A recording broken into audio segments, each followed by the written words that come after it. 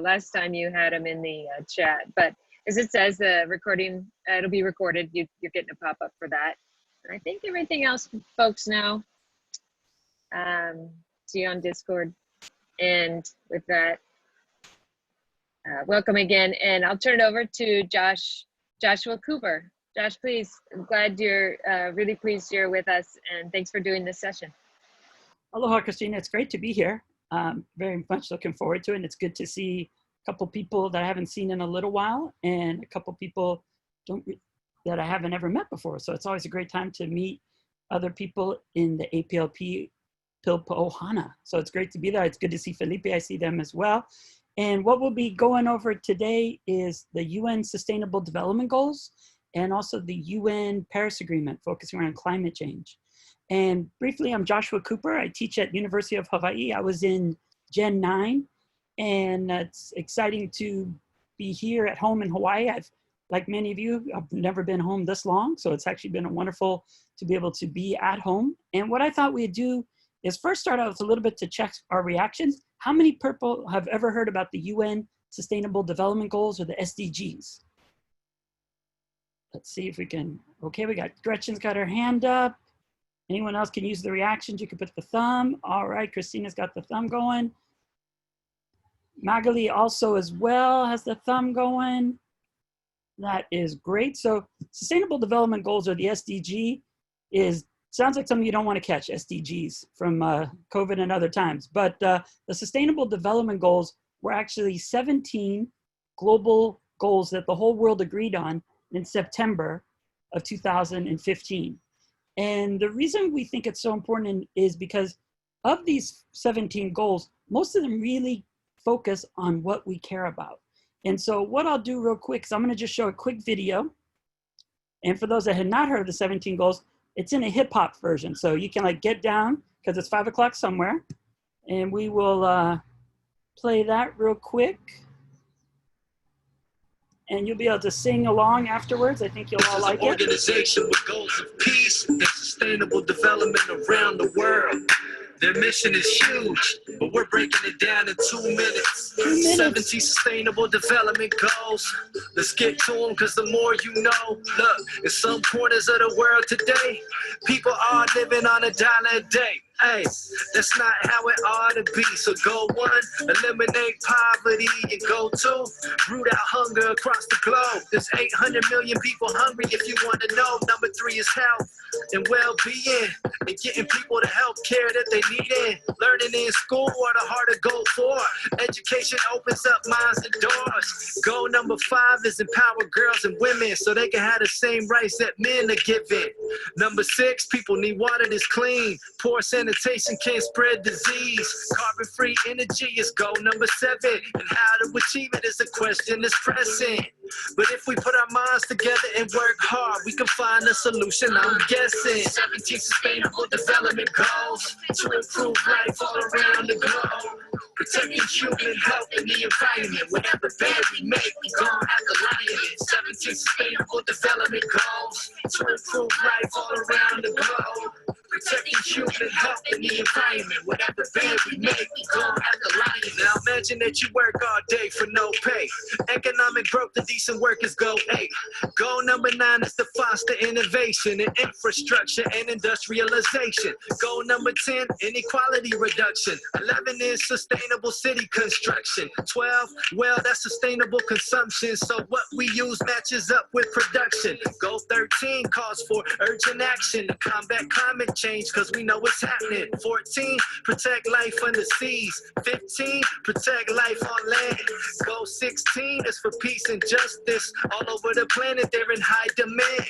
And the final goal, number 17, is the critical factor, the heart of the machine. It's the strength in the way we achieve these goals of sustainable development around the globe. Yo, 17 sustainable development goals to improve life all around the globe. Protecting human health and the environment. Whatever bad we make, we gon' have to lie in it. 17 sustainable development goals to improve life all around the globe. Protecting human health and the environment. Whatever bad we make, we gon' have to lie in it. All right, so those are the 17 goals in a short music version. What I thought we'd do real quick, since everyone might not know each other, is just a quick introduction, very quick, like name, generation, and what a passion is that you're working on, or something that you always wanted to focus on, and we'll see if we can connect that with the goals. So we can just go, anyone wants to go first?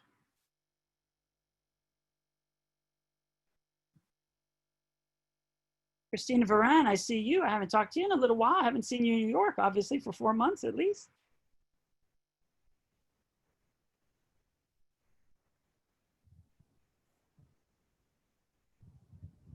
Oh, hello. Yes, perfect. Nobody talk? I know, except for you. Go ahead, Okay, Lon. Lonley from Honolulu, APLP Generation 12. I'd like to connect with the East-West alum community, just to like reconnecting and learning something new. Okay, so we'll just call that 17 partnership. Good to go, good start. How about Marina? Ralph Freitag. Hi. I'm from Suzy, 2014, I think.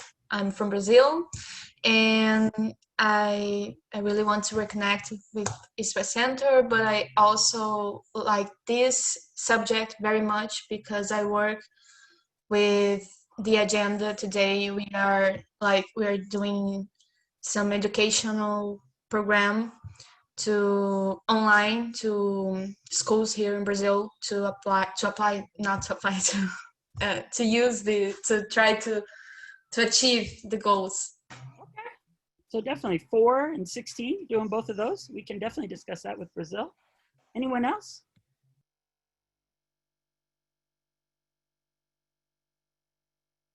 No? Josh, some people are introducing themselves through the chat. Gotcha. I saw everybody just saying hello in the beginning. I didn't see any passion about helping people maximize their potential personally, economically, and professionally. So definitely, Sorel is goal 8. Just jumped in, all good. Good to see you there. Philippe, human development. So definitely talking about all those. And I've been loving reading your newsletter, by the way. Keep sending those. Those are great to look at the future studies perspective of Oceania. Those have been great. All right. So what I'll show you is real quick, I'll show you just a little thing we did with students here in Hawaii. We also localized it. So this here kind of shows our version of if we took those 17 that were global and localized them. So for no poverty, people put that up. Zero hunger, I'm not sure if that's the best version, the spam, but many of you have visited Hawaii, good people that have that. Good health and well-being. As my friend always says, ocean strong. Quality education is 4. 5 is gender equality. Lovely muumuu and aloha shirt there. 6, clean water and sanitation. Did talk to him about that plastic bottle. 7, those affordable and clean energy. 8, decent work and economic growth. 9, industry innovation and infrastructure. 10 is reducing inequalities. 11, sustainable cities and communities. Anybody remember the Aloha Tower there? 12 is sustainable consumption. 13 is climate action. 14 is life below water. 15 is life on land. 16 is peace and justice. And 17 is partnership for the goals. So we localized it that way, and we've also done it in Hawaii where we've actually indigenized it. And we have it now in Olelo, Hawaii, as well as with different logos that fit more with the culture of Hawaii that many of you were able to be fortunate enough to experience. Now, the Sustainable Development Goals, first and foremost, the biggest thing is, of course, getting the word out to see if everybody knows what they are. The reason I say it's actually a great opportunity for East-West Center alumni to be able to organize and be able to influence their governments is because every government in the world has actually gone to the UN at a meeting called the UN High Level Political Forum, the HLPF. And the High Level Political Forum takes place every July, even this year, under the circumstances and conditions of the current pandemic. It's going to all be actually virtual. And I've actually spent the last 2 weeks working with different communities in Samoa. That's the last place I was in March, attending the UN Committee on the Rights of the Child meeting. And there we actually set up how Samoa and Hawaii will be able to report together. The other place we visited was Papua New Guinea, and then Solomon Islands and federal states of Micronesia. all 4 of those Pacific islands will actually be reporting this year. And the review process, it's a pretty short one, but the idea of what we're thinking about is what can you do at your community level, where you live, where you're passionate, where you're involved in, at the capital level, how you can influence the people in decision making, and then also at the global civil society level, what you can do at the UN. And now the process is pretty simple. It goes a little something like this. First and foremost, every government goes to appear at the high-level political forum in something known as a voluntary national review. The voluntary national review is a little too short, I think, for most of our sake, but it's a great opportunity to begin the conversation before your government leaves and when they return, and if you're fortunate enough to be able to do it while they're there as well. And so anytime a government goes before the UN, they usually go there to say how great they're doing. So there's a couple of different ways that you can participate with your government. If they're a friendly government, one that you can partner with, the cool thing what you can do is you can meet with them prior. You can organize events that then educate the people in the community about these goals and what matters most to them, and then raise a campaign around those goals. Usually the exciting thing is governments actually announce they want to be reviewed a year in advance. So already for next year, we know China signed up for 2021. We know countries are lining up now for then. So that gives you really a year campaign.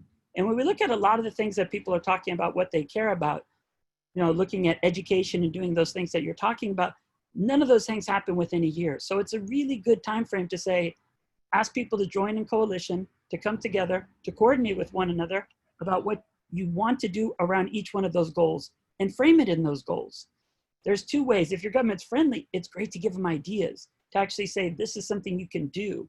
And since it's mango season, Hawaii, I don't know if it's mango season where you're at, but I've got mango seasons mangoes all around, and mom's just eating mangoes every day. There's low-hanging mangoes. What's something that you know that the government should do but just hasn't done, but that they could then be very proud to share at this high-level political forum, and how can you help assist them do that? This is something I've always called the low-hanging mango, and we've been able to do that with different countries during every one of the reviews. The exciting thing is it's only really happened for 4 years. This is the 5th year this summer, and so it's really getting together everyone to be able to share what they care about. And what's also really valuable, and why I think it's also exciting for everyone here coming from everywhere else in the world, is we can also use that goal 17 of peer. If you do something in Brazil that was done so well on education, we could then look at that and try to do a similar thing in Solomon Islands or in Papua New Guinea, and we can actually exchange the promising practices of what we really like and what we see how it was done. The other aspect, of course, is there's different meetings throughout the year. You could start organizing, I would say, in the summer or when the semester starts. We usually bring it up with different students, and then we coordinate with the University of New South Wales Diplomacy Training Program. But we try to partner with every country that's going to be reviewed and help them draft their reports. Usually those are called stakeholder or shadow reports. But what's most important is not only saying what's wrong with your community or country, but the global goals is a real opportunity to say what we want, and for you to then propose how it should be done. Those are some of the things that can be done and have worked really well so far in the work that we've been doing. Another exciting aspect is something that's just been launched in the last 2 years. It's called VLRs, Voluntary Local Reviews. New York City was the first to do one. New York City said, well, we don't need to say it, but under this current administration, there was no way there was going to be a 2030 agenda report or a discussion in our country about how we're meeting a UN anything. So New York City, Office of the Mayor, took it upon themselves, and it was really one person, which is always the most important thing about a lot of the work that we do. People matter. And this person was motivated, and she said, I'm going to work on this report.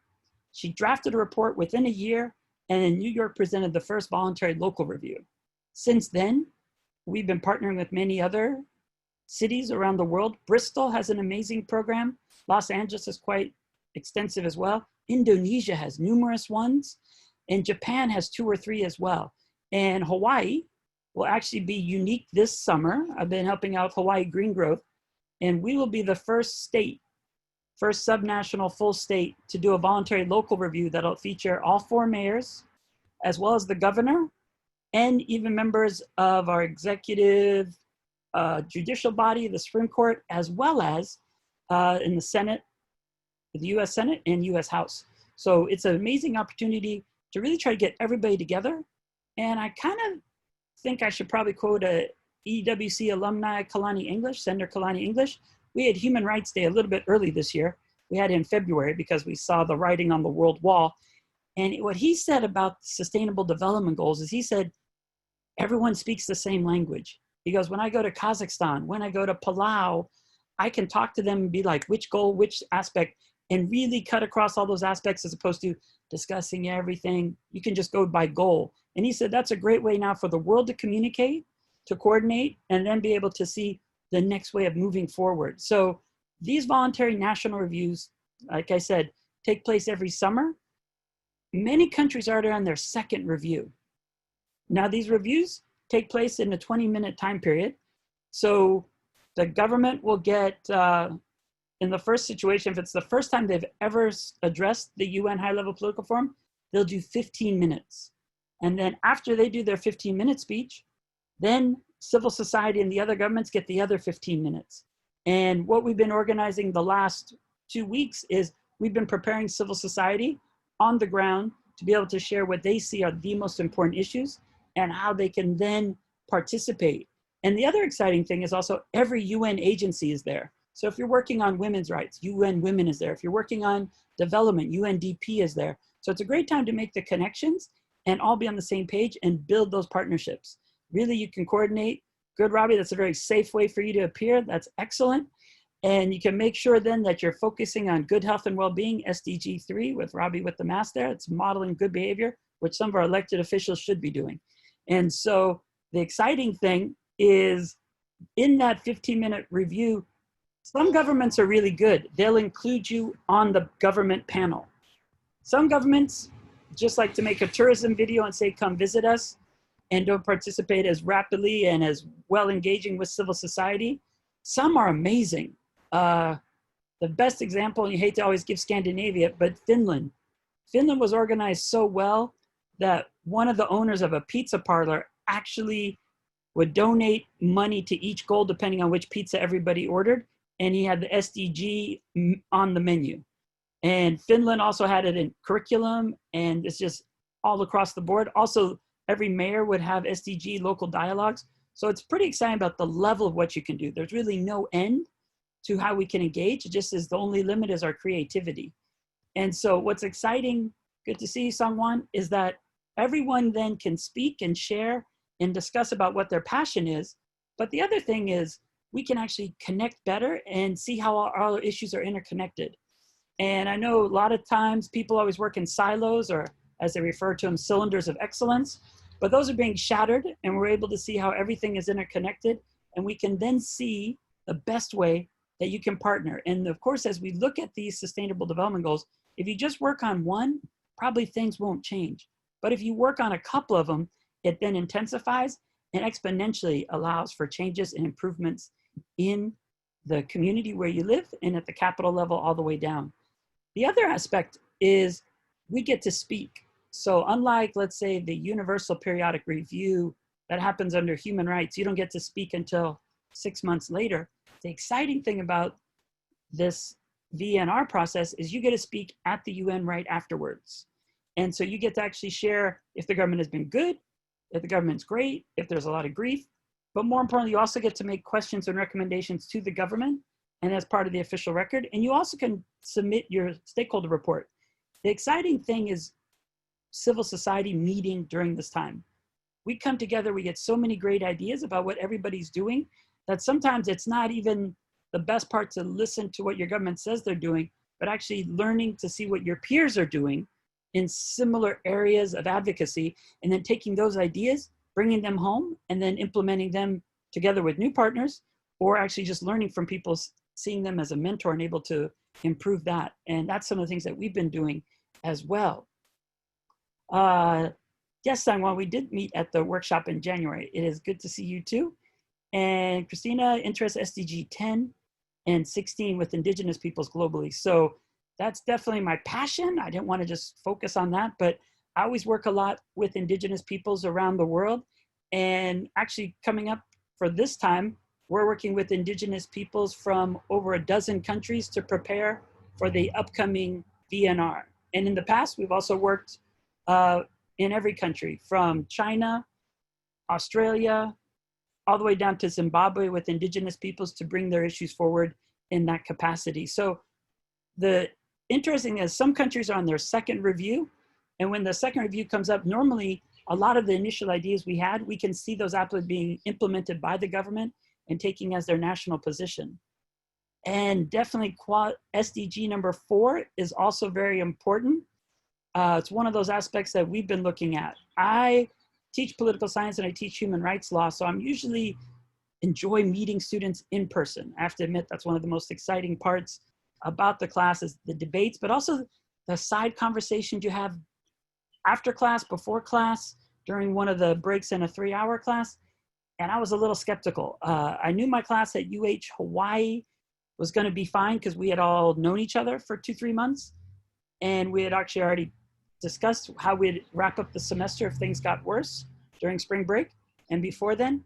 But for Blanquerna in Barcelona, it was the first time to meet young people, 19 years, 20 years old, who I've never met before, who we'd have to, in another language as well, connect via not even Zoom, which I was familiar with, but their version of Google Hangout. And we had 3 nights. And those 3 nights, I was a little worried because it was 8 p.m. to 11 p.m. my time. And one was 8 p.m. to 1 a.m., which means it's 8 a.m. their time, which isn't good time for people from Barcelona. That's usually when they're just coming home from all night. So the crazy thing was I wasn't sure if it worked, but it actually, it takes a lot more time. It takes a lot more time to prepare, to make sure everybody has the material beforehand, to ask everyone to read. And then a lot of short videos was a great way to keep people's attention for 3 hours. And then the other thing we did was they wanted me to give a final exam. And instead we did a role play. We did a role play of something similar to the VNR. We did a universal periodic review. I gave them the choice of doing a review of Spain, their own country, or the United States. They really wanted to tear into the United States. They actually did an amazing job. They went for an hour longer than the course even demanded. And they kept doing the role play, doing their research, and they were even better than some of the diplomats. So I do think with quality education, we as educators have to just spend more time to think of all the pieces. And of course, we can't get over the issue that many people don't have internet. I know in my house, there's certain good spots, in other spots, no dice. So, you have to really figure it all out. And this summer, we're doing our Human Rights Summer Academy starting tomorrow with high school students here in Hawaii. And that'll be the first time in 21 years that we're doing it all remote. So I have a meeting right after this on Waikiki Beach with a friend. We're going to watch the big waves and discuss how we think what we do and how we need to do it better. Because it's the one thing about this is even now, I can kind of look at people's faces and try to connect with your eyes, but there's no way there's easy to read the room like when we're all together in one. So I think, looking at showing videos, having, reading the chat box, having all the different things throughout that entire time allows us to better connect, but it's definitely not the same. So I think the key to that is preparation and spending more and more time to make sure everybody is included and involved. So that's a little bit aspect there of trying to connect with everyone through the screen chat aspect. Are there any questions? Since we're almost coming up to a halfway point, is there anything in particular people wanted to know? And otherwise I'll focus directly on the review and the implementation part, and then we'll also get into the Paris Agreement. But I really want to see if there's anyone that had any question or anything that we can look at, and I'll definitely weave in Indigenous and quality education and those aspects into the conversation as we move forward. Okay. We will keep going then. So what we did for the future, for the VNR, let me just share with you quickly. We actually made a nice little short sheet that people can read.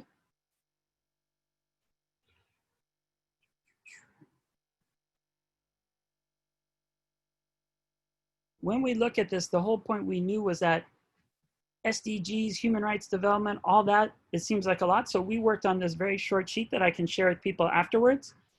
And it talks about the VNR process, talking about it as a really one-year campaign. Step one, most important, is to prepare your participatory process, decide what your priorities are and share what those are, and then mobilize everyone together. That's step number one. That leads up all the way really until January. Gives you 6 months to coordinate, to reach out to UN country teams, to find out and have a discussion with people you normally don't talk to. That's the other side. The global goals cover everything. And too often we just work in our own little area. So this is a chance to really build a national coalition. And I've seen this happen in different states where people never talk to each other. People work on women's rights, people work on gardening, people work on sustainable food, people work on independence, but no one talks to each other. And these global goals is a great way for people to really come together. Then the interaction among all actors, that's really from January to July. Now the exciting thing is every region in the world, no matter where you're from, Brazil to the Pacific, they have a regional meeting, usually in March or April. And that's a good time to meet with. And so I've been to the one in Bangkok, and there's a good time because the government who's going to report, they have funding from the UN and they go there to participate. So you can start meeting with them and you can start planting seeds for things that you really want, things that you know could happen. The other aspect as well is it's a great way to connect with all the other NGOs and you're able to meet there. The third step, the voluntary national review at the high level political forum, we're right on the eve of that. That will begin July 13th. So from July 13th to 17th, 47 countries will be reviewed in a week.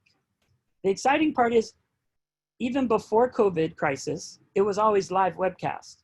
So you never had to go.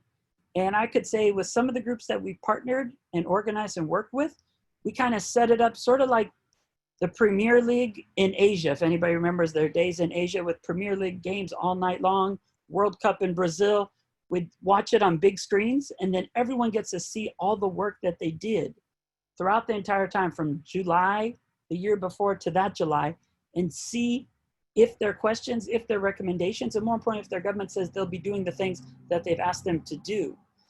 And that happens there in New York. The other aspect too is it's a great chance to do a press conference and to meet with and discuss with governments. And if you have a government that's not as good, well, then that's where you can organize and put pressure, moral and political pressure for them to do the right thing. And then of course, the fourth and final step is follow-up, because this is really just a snapshot of how your country's doing and what can be done and how to move forward. And so what we usually organize is an event right afterwards, usually around the opening of the General Assembly in September, where then people then begin to organize how to implement the recommendations. And everything you say is actually in an ECOSOC President report that's submitted and shared with the entire world. So the exciting thing is then you get to see what you've done and you get to see that your work is in there. And with most of the things that we work on, we normally don't get to see a result in a year. Some of the things that we're working on, indigenous rights, that's something you can work on for decades and sometimes even centuries until you get a result. I remember when we started working on indigenous rights, the Declaration wasn't even adopted yet. Now the Declaration on the Rights of Indigenous Peoples was adopted in September 13, 2007. And the main key now is implementation. So I would say this process, the VNR, is a great one to bring up indigenous rights, because I think of the global goals also as sort of like human rights light.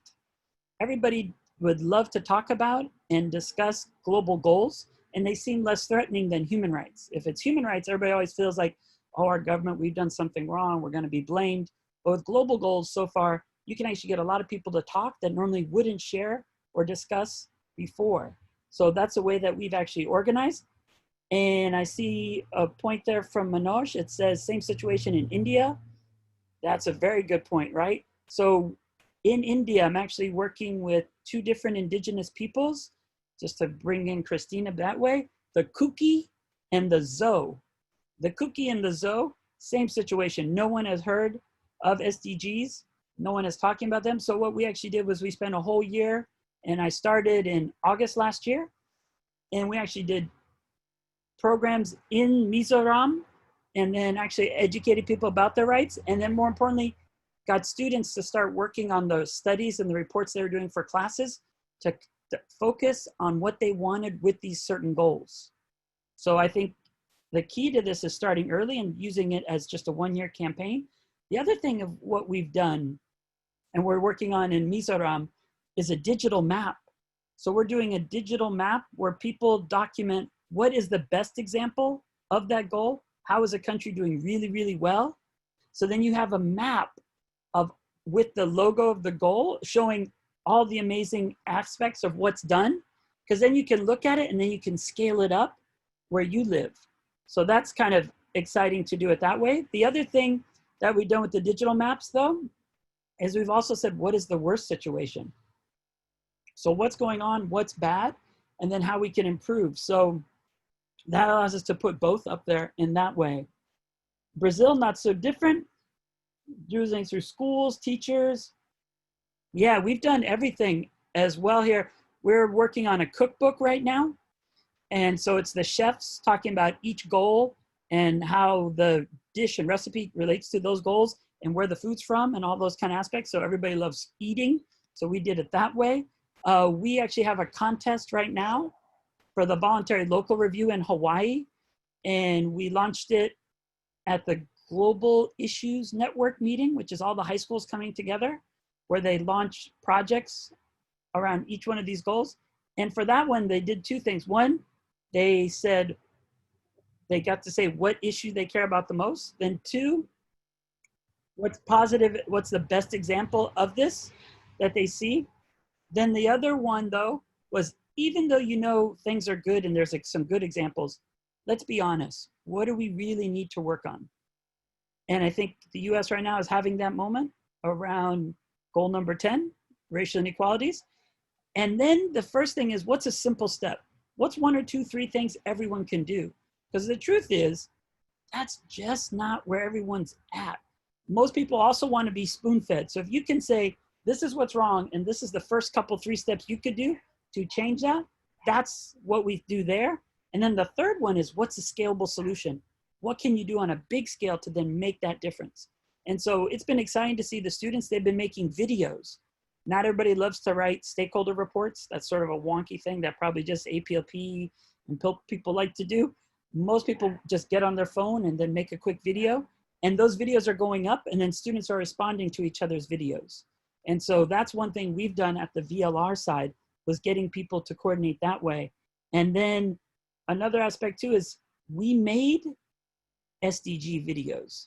So Marina, a really good point about Brazil. We actually had the students make the videos, and we have 17 videos that students made to then explain the SDGs and how they see that goal in Hawaii today. And on that one, it was fascinating. It wasn't intended, but we had Waipahu, a public school, and Iolani, a private school, because the teacher taught at both schools. And then you also saw goal number 10 in reality just by how the videos were made. You could just see the difference. And so the interesting thing is it really does bring people together to begin discussing. Now, they're ambitious. What do we need to do to achieve the goals? Each one of those goals actually has 169 targets and 220 indicators. So the cool thing is you can actually take it and then find out what you can do under each aspect. So it is rich in data. The other side too is sometimes we never had this information on every country, but because every country shows up for this, they actually produce amazing, huge, thick reports, but it also is rich, as well as Marina saying, for teaching. Because now I can actually talk about any issue on any goal anywhere in the world. I taught a new class this semester to prepare for our voluntary local review. It was called Global Issues, and we covered a goal each week. And when I was creating the class, I sent an email out to a whole bunch of professors and people who I think are like way ahead. And I said, what is the best article on each one of these goals? The global one and then something you do locally. And all I got back was, that's a great idea. We've never done that. And I was like, how does that not exist? I did find on the World Economic Forum, they had one good article. And then if you clicked on a tab, they had one article about each goal. So that was short and simple. And that was a great tool to use there. And where can you watch those videos? I'll give you my email before we're done today, and then I'll try to send you the link where you can watch those 17 videos. And so that's one aspect there. Yeah, so in the cookie was the other example. So the exciting thing is it's called the 2030 Agenda, and this is seen as, it's launched as the decade of action. The truth is also, if you look at the IPCC, the Intergovernmental Panel on Climate Change, we really only have around 130 months anyway until the world gets to the tipping point where it would never be able to even get back to any element of how we would want to be able to live on Earth. So it's a good chance to be able to say, this is it. If you care about sustainable development and social justice, which is all wrapped up in the global goals, you can concentrate on that. If you're just focusing more on saving the planet, you have a more indigenous perspective of protecting the sacred, you can definitely do that as well. That's an easy way that you can be involved, because indigenous peoples, I'll give you one more example on indigenous. We would actually have meetings at the Permanent Forum on Indigenous Issues. We would use that as a preparatory meeting. So I would meet the Kuki in New York, and instead of just coming to give a 2-minute speech and an intervention at the Permanent Forum, we'd have a side event where the Kuki could then share the issues they care about. And the other thing I'd say you can do is getting much more into the advocacy side based on your good questions. It's actually about shopping for states, finding and identifying the champions. So there's certain countries who care about certain issues. So what you do when you give that nice intervention at the Permanent Forum on Indigenous Issues, if you mention something about indigenous rights, if you mention double discrimination, indigenous and women, Norway cares a lot about that. So what you do is you meet with Norway afterwards, give them the question, give them the recommendation you want them to ask to, let's say, India in this case, during the review, and then Norway puts pressure, and then it also creates a bilateral relationship as well. And more importantly, I'd say some things we've done around BNRs, but also universal periodic reviews, it's a great way to get funding. Instead of going and begging and asking for a grant, you're actually the expert. You're talking and meeting with governments, let's say this at the capital level, you're meeting with the embassies in your country, you're saying you care about this, they're donating money to the government. And then that relationship, we did this in Nepal around the Universal Periodic Review, and the women's NGO that we worked with, we did one project with indigenous women and one with disabilities. Both of them got grants the next year from the missions that they partnered with in the actual UPR process. And they didn't have to go and apply. They were actually identified and said, how would you implement the recommendations that you wrote in your documents that you turned in for the stakeholder report? So it kind of makes you a partner as opposed, and it makes the relationship much more of one, how we have to see each other with the global goals as well as human rights is we all need one another and everyone has a certain role to play. The other aspect here is, that's more of a certain technical thing there. That's good, we can put it in Discord. Are there any other questions? I know we just have a couple more minutes.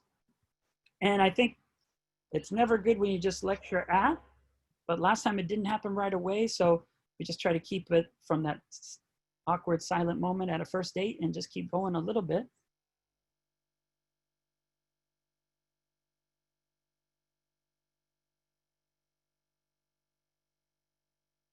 One of the other things related to the last one about COVID is the world is kind of looking at building back better.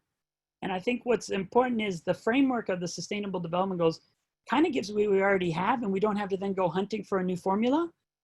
And so I see a lot of people organizing, using the goals, and then putting the pressure that way. The other aspect was normal was nauseous in many places, especially for indigenous peoples. And so it's, how do we really want, what do we want in this world? Not only what's wrong, and then how we go about doing that. And with the COVID crisis, I think this is definitely a time that we can mobilize and coordinate better with one another, but also partnerships, because we can now see things that didn't exist prior. There's definitely a lot of subnational organizing and a lot of people networking who have more in common at the city and at the community level than at the country level where they're at. So this is a great way to communicate and coordinate among one another in many different ways across all those different boundaries. Sure, so let me share the first one. They're asking me to share on Discord, and we can just do that really quickly. If you're interested in VNRs, actually, the exciting thing is every country will be reviewed, is up there, so you can look and see if your country's being reviewed. The review will actually be live webcast, so you can actually watch it. It's probably a week too late to participate. If you email me, my email's simple. It's Joshua Cooper, as in there, Hawaii @gmail.com. I can see if I can try to link you with the country person who's in charge of the civil society writing the shadow reports or the stakeholder reports. We're working on those. And then just with the last period of time, I want to share one last one is the Paris Agreement. Now, most people have heard about the Paris Agreement. It was a very big agreement in 2015. It also happened, of course, just a little bit later, just a couple months afterwards. I was fortunate enough to be there to partner with Tuvalu government and also with indigenous peoples. And the Paris Agreement, what I did really quickly was I simplified it for everyone. So you don't have to read a 100+ document. You can just look here. And Paris Agreement preambular paragraphs, those 5, 8, 9, 10, 11, and 13 are very human rights centered. They talk about what should be done to protect the planet and the people who most importantly protect the planet. So getting back to the indigenous issue, indigenous peoples, if you look at biodiversity, indigenous peoples only have 5% of the world's land, yet on that 5% of land, there's 85% of the world's biodiversity. So of course, if we want to reach the Paris Agreement, it's indigenous lands and indigenous hands. But what I do is simplify this. The Paris Agreement has a process very similar to the VNR. It's called the NDC, Nationally Determined Contribution. And the exciting point is the first reports are due now. And they'll keep being due until 2021 because the Glasgow Climate Conference was moved back 1 year due to the COVID crisis. But one positive aspect about that is there's been much deeper conversations in each country about the preparation of these NDCs. And those reports will be released every 5 years. It allows you to also, if you have the idea, governments love to take credit for it. So I've gotten a lot of things done around the world by not getting the credit for it, but making sure the government looks better, but then they implement the initiative and idea we had. So under Article 4, the NDCs, that's the rich one you want to read, but governments will all turn in their reports under NDCs, and those are every 5 years. So if you look at how we're talking, we have the VNRs, which are probably every 2 to 3 years, 4 years at the latest. If your government doesn't turn one in, such as our lovely government has not turned one in, then you organize through VLRs. And we can definitely share how that works. Article 5 is on forest. Article 6 is mitigation. Number 7 is adaptation. 8, loss and damages. Climate finance, technology transfer. Article 12 is a great one to get back to the point that was raised by Marina about education. It's climate change education, training, public awareness, public participation, and public access. You can do so much under Article 12. And you can also then, if you have the idea, you push for your government to create climate change and SDG curriculum. And then that's easier for them to do than to lower their carbon. So under Article 4, the NDCs, or under the VNRs, what we usually try to do is come up with the most creative idea that could then become an initiative that then could help the government when they report to look better, but more importantly, change the situation and circumstances on the ground. So those are some of the things there around the VNR and also around the NDCs. Philippe, bonjour. Those priorities are focused on institution. You know, I think what's most important is the ground, working with the community. And when we work with the community, most people know what's wrong. They might not know how to change all the big pieces, but we really focus on what do you want. So Action Aid in Burma, Myanmar, had one of the best videos where they sent youth into each village to then have a discussion about what are the problems, but more importantly, what people really want. And then they organize and change things. So I think on the ground is key. The only time is sometimes people on the ground, we push and push, and governments like to ignore us. So I see the UN as really a state sandwich, and you kind of get to make a panini and you squeeze the truth out if it's not a good government. And you go from the ground and you go from the global, because those UN have an obligation to do those things too. And then you push together, and then just like the cheese that comes out, the fromage, and you get a little bit of the truth, and then the flavor comes out and you're able to change things. On the other hand, really simplifying the institution so people know what they are. Then they realize I give a speech at city council and it's no different to give a speech at the UN, but it does make a difference because your voice is amplified and your country is kind of in the world court of public opinion. So we've been able to do a lot of good things where countries don't want to be embarrassed. So first and foremost, we do naming and shaming is what most people are great at. They have a problem, everybody can say what's wrong, but we do framing and claiming the rights about what people really want and how we can work towards that. That's the best thing there. And the cool part now is with it's all virtual for this year's voluntary national review. So you don't even have to fly. You can record your video and never leave your community. You could just you could do a video for 2 minutes, send it to New York, and still keep planting all the kalo and taro that you need to do and not neglect at home at all what needs to be done at the community level. It's not, a choice of either or. I think it's a nice and both, and it complements what we're working on. So I know that puts us at a good point at 4:18. We have a couple more minutes, I know, but we try to finish to have time. But are there any other questions? Or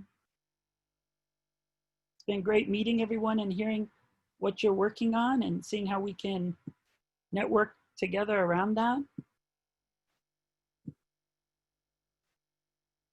Any questions at all from Sorel or Manu or Magali, Elizabeth, DJ? Anything you're playing? Nope. Okay. Josh? Hey, yeah, Christina. Hey, I have a question. It's Sure. about the SDGs. It's not specifically in the discussion that you've had about them, but relating to COVID, I've noticed something going around in a lot of social media conversations, particularly in Indigenous communities. It's coming around a lot in Aotearoa, New Zealand and Australia, where in some of the conspiracy theories that are going around at these COVID times, I'm sure we're aware of a lot of these. I'm not sure what actors are doing this, Okay. but they've been sending out these memes with the SDGs, completely reframing them as though they're some sort of totalitarian list that somehow is part of something. And even though that's not something about the SDGs themselves, I'm wondering if, when you were speaking earlier and others were talking about how do we make people understand, if that's anything that you're noticing, or how to connect these. Sure. I can cover that. So, I mean, I don't really know what my question. yeah. It's nothing new. Hopefully I'll be able to, with Agenda 21, with the first Rio summit. Yeah. That's what the first thing that conspiracy theories in the United States grasped onto, as well as the Black Hawks and everything like that. So the easiest way to break that one down is they're global goals. It's not even rights. So they're suggestions, they're recommendations. There's nothing coming down and forcing a country at all. And every country, of course, even the United States at that time, signed on to them. So, there's anything that can come out online, but the best part is it's also an opportunity for a conversation. And I've been working with many Indigenous nations throughout the COVID crisis. And there's actually all these new initiatives taking place to actually focus on Indigenous knowledge, and Indigenous knowledge being the basis for the process going on recovery. And it's been actually brilliant to see what communities are doing and coordinating indigenous to indigenous. So I've seen much more of that than the memes on the SDGs as totalitarian. And I've seen many more, I mean, if anything, indigenous know how difficult it was because we were part of the lobbying group for the 2 years from 2012 to 2015. And it's not as strong as we want the global goals to be. If anything, it doesn't have enough mention of indigenous rights in certain aspects that we would want. So that's not the case. The other aspect of looking at them is most indigenous use the goals as the light approach, but then use the treaty bodies and the UPR to really get things. And with one Maori woman I'm working with, she's setting up a brand new like Human Rights Watch for indigenous peoples. And we've been setting that up during this time. So the one thing that COVID has done is most indigenous, it just exposed what most indigenous always knew. Like you have got to protect nature and you cannot infringe on nature's space. And indigenous have been saying that same message during climate crisis to say we have to start listening to indigenous peoples and they know what we need to be doing. And then with the COVID crisis, it was also just another opportunity for indigenous to say, you know, when the world stops, most people on islands are actually still thriving and surviving because they were sustainable before. It's just like New York City's not sustainable. You know, New York City, at the end of every night, all the trash goes out and it's taken somewhere else and all the food's brought in. Where, you know, in Waianae, where I grew up, you know, my friend joked around, she goes, do you need protein? We're gonna go hunting. You know, there was no rush to, we're worried about food. Everybody was looking at what they do and everybody's growing their own thing. So there's a really good film called SOW, S-O-W. One thing we did with the COVID crisis is we partnered with Hawaii International Film Festival and we did 17 nights, one goal a night.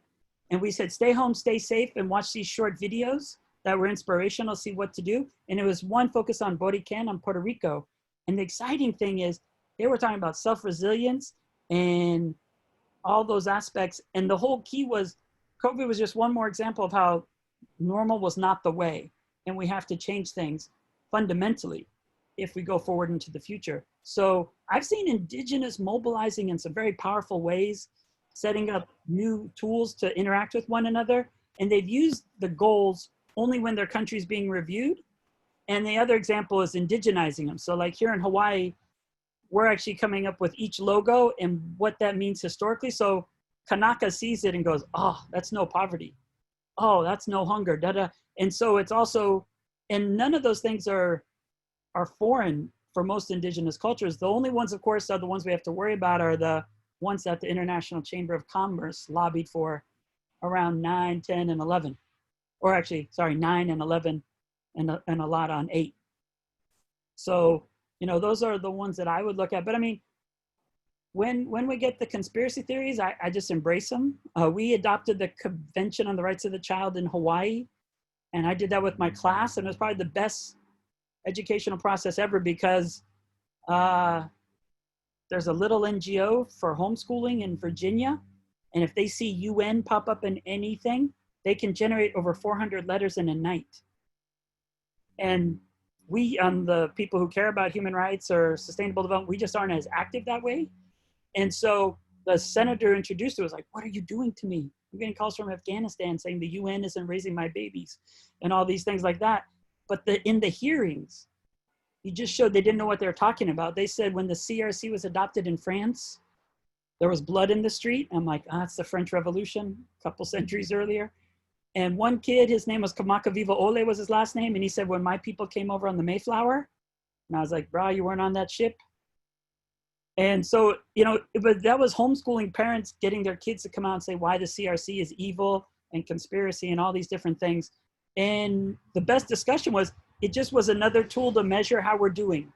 And I see this as well. If you don't measure it, you can't monitor and you can't mobilize on it. So I see the VNR as just a process to do what you're already doing. That's why it didn't quite work out as I hoped. I know APLP and PILP are usually more participatory. So I was like, what is your passions? What do you care about? And I was just going to weave the entire lecture based on what you said and show you how you could take any issue forward, because that's what most people around the world ask me to do. but it kind of went a little slower. So I just went more into the process, and I appreciated Marina and other points that were brought up. But that's it, is what do you always work on anyway? And the truth is almost anything you care about or work on will come under something of the goals.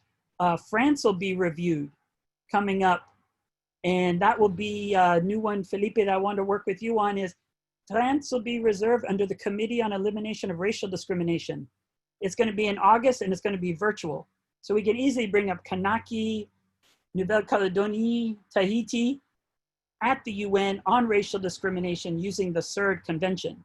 So that's a great tool that we can do. And if it wasn't the way it was, now it's all remote, everyone's used to talking this way. So now we can organize this way and work on the CERD review. And those are, it's not the end all be all. Going to the UN doesn't make anything happen, but it just gives you another angle to apply a little bit of pressure. And I can say this, for the United States, we just had an urgent debate at the Human Rights Council. The US was reviewed for the first time ever under urgent debate at the Human Rights Council. That usually happens to countries who are smaller. And the US government was freaking out, but civil society mobilized 660 people.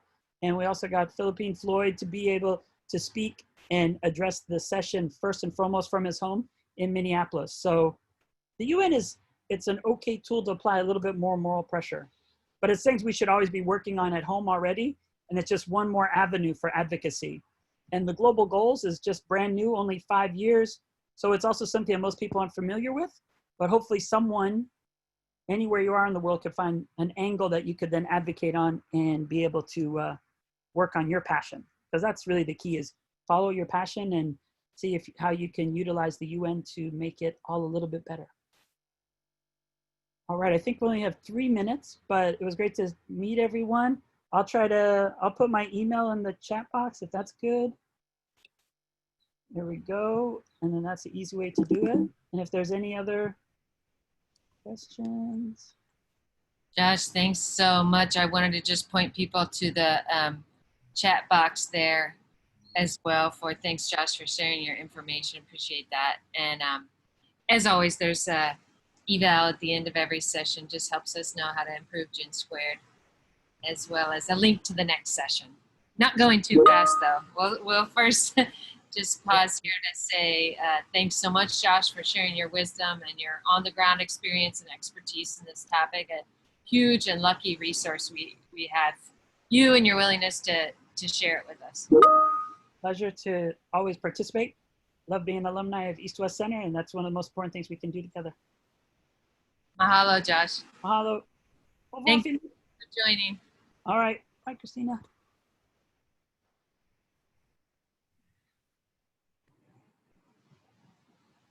Oh, definitely Philippines. We can definitely do some work there, Elizabeth. Please send me an email. A lot going on there, unfortunately. Too much problems. Aloha. Bye.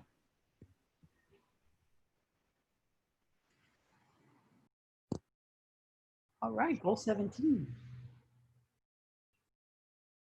Thanks, Josh. See you around. Good to see you. 2 days in a row. I know. Awesome. Okay. Right, square. Ciao.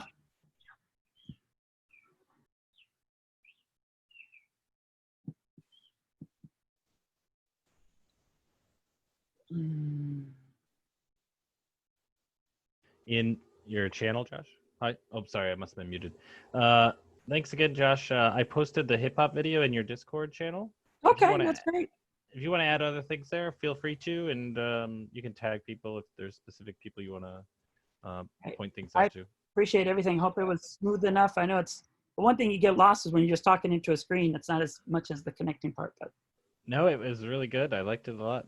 Very enjoyable. All right, aloha. Aloha.